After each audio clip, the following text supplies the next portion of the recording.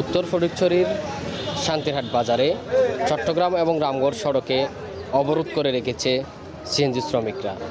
তারা জানিয়েছে একজন সিএনজি শ্রমিকের উপর আঘাতের কারণে তারা এই সড়ক অবরোধ করে রেখেছে। বিচার না হওয়া পর্যন্ত তারা সড়ক অবরোধ করে রাখবে।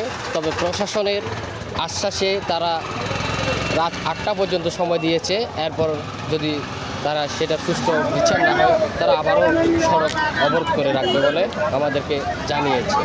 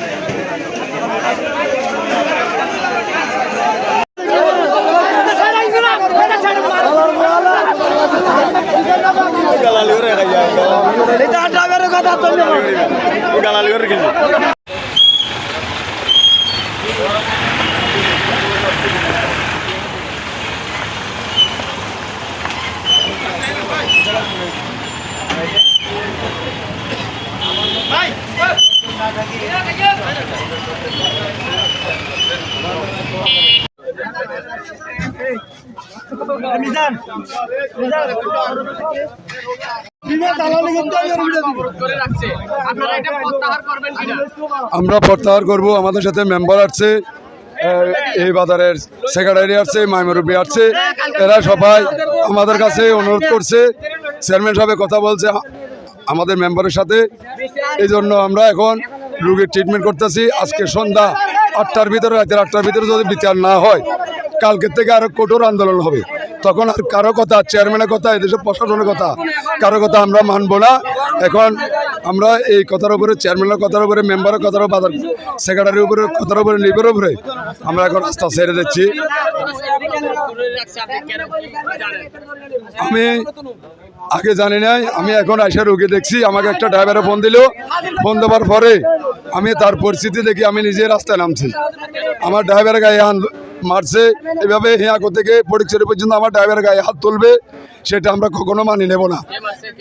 এই যে একজন হাশেম মিস্ত্রি, আমাদের বাজারের দোকানদার, সে নাকি এখানে হাশেম সভাপতি বলে, কে বলে আমি তাকে দোকাচ্ছি। তো আমি আমাদের বাজার সেক্রেটারি, মেম্বার, চেয়ারম্যান সাহেব কথা বলছে, এই জন্য আমি রাস্তাটা ছেড়ে দিচ্ছি।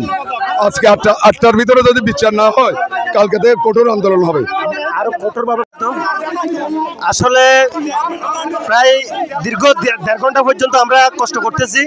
আমাদের একটা ঘটনা হয়েছে যে আমাদের একটা সিএনজি ড্রাইভার, ও একটু হালকা সাবাসাবের মধ্যে, রোডের মধ্যে একটু সাবাসাবের মধ্যে ওর গায়ে হাত তুলছে, ওর দাঁড়িয়ে কতগুলো দাঁড়িয়ে ফেলে ফেলছে, আবার ওরে বেতুরভাবে মারধর করছে, ওর মোবাইল নিয়ে গেছে, টাকা নিয়ে গেছে, গাড়ির চাবি নিয়ে গেছে। এই পর্যন্ত আমরা গাড়ির চাবি পাই নাই, সেজন্য আমরা কি করছি, পুরো রোড আমরা ব্লক করছি। তাই এখন প্রশাসনে বলতেছে, আমাদের মেম্বারে বলতেছে, চেয়ারম্যানে বলতেছে ওর নাকি বিচার হবে।